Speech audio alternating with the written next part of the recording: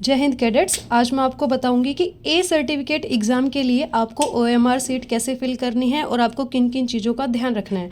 तो ये आपके पास OMR सीट रहेगी जिसमें आपके 140 क्वेश्चन रहेंगे। ठीक है, एक क्वेश्चन का जो आपको रहेगा वो 2.5 मार्क्स रहेंगे, कोई नेगेटिव मार्किंग नहीं है। ठीक है, तो आपको इसमें फिल कैसे करना है वो प्लीज़ आप ध्यान से देख लीजिए। आपको यहाँ सबसे पहले डेट में जिस डेट को आपका एग्ज़ाम हो रहा है, जैसे डिब्रूगढ़ ग्रुप का एग्ज़ाम हो रहा है 1 फरवरी 2026 को, तो आपको वही फिल करना है। उसके बाद प्लेस में आपको कहाँ आपका एग्ज़ाम सेंटर है, वो यूनिट, जैसे आपका यूनिट 63 आसाम बटालियन है तो आपको वो लिखना है। ठीक है, उसके बाद नेम ऑफ कैडेट में आपका जो नाम है, जैसे आपका नाम मान लेते हैं कि नंदिनी कोनवार है, तो नंदिनी कोनवार आपको कंप्लीट कैपिटल में लिखना है। उसके बाद नेम ऑफ इंस्टीट्यूट के, आप किस इंस्टीट्यूट के कैडेट हो वो यहाँ पे कंप्लीट लिखना है। जैसे ये कैडेट सेंट मेरी HS दुमदुमा का है तो वो कंप्लीट यहाँ पे लिखना है, वो भी कैपिटल में। उसके बाद ये सबसे ज़रूरी चीज़, क्वेश्चन पेपर सेट।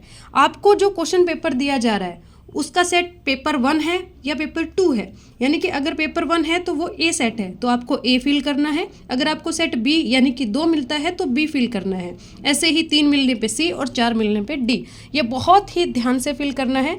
इसमें एरर होने के बाद आपका एग्ज़ाम की जो आंसर सीट है वो बिल्कुल ही बदल जाएगी। उसके बाद आपको ध्यान रखना है यहाँ पे आपके सिग्नेचर होंगे। ये आपके लिए कॉलम नहीं है, ये आपके जो वहाँ पे एग्ज़ाम ड्यूटी दे रहे हैं उनके लिए है।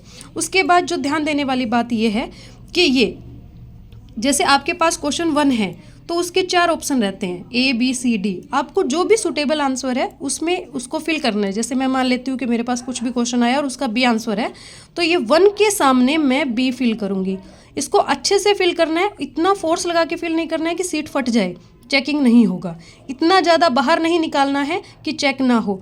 अगर आपने गलती से एक कॉलम को 2 बार फिल कर दिया, जैसे क्वेश्चन A का आपको लगा पहले B आपने फिल कर दिया, फिर आपको याद आया नहीं इसका आंसर C था, तो इसको फिल नहीं करना है क्योंकि क्वेश्चन चेक नहीं होगा।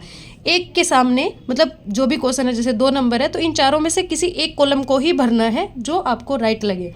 पेपर के आसपास जितनी भी जगह हैं उसमें कोई भी पेन पेपर कटिंग कुछ नहीं करना है। कहीं भी सीट को अलग जगह से टच करके उस पर कोई भी मार्किंग नहीं करनी है।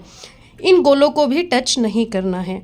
सेकंड चीज़ जो आपको ध्यान रखनी है वो ये है कि आप कोई भी कटिंग नहीं करोगे, फ्लूइड वगैरह नहीं करोगे, यूज़ कुछ नहीं होगा, black pen ball pen use होगा।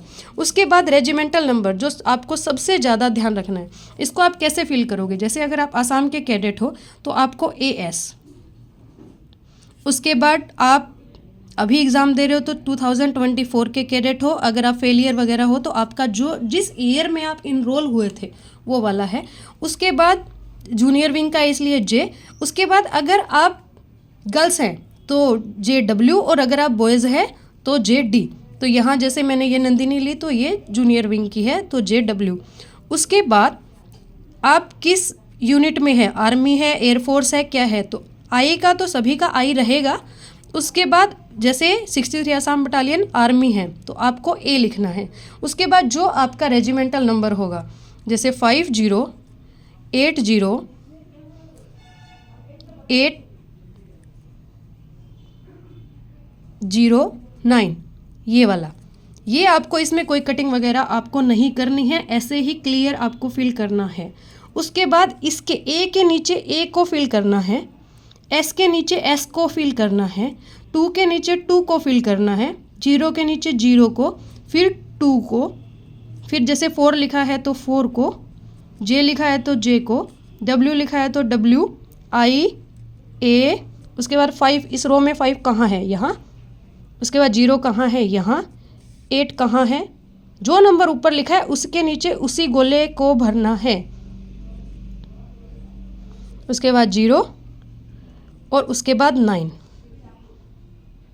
ये आपको कंप्लीट OMR ऐसे ही फिल करनी है।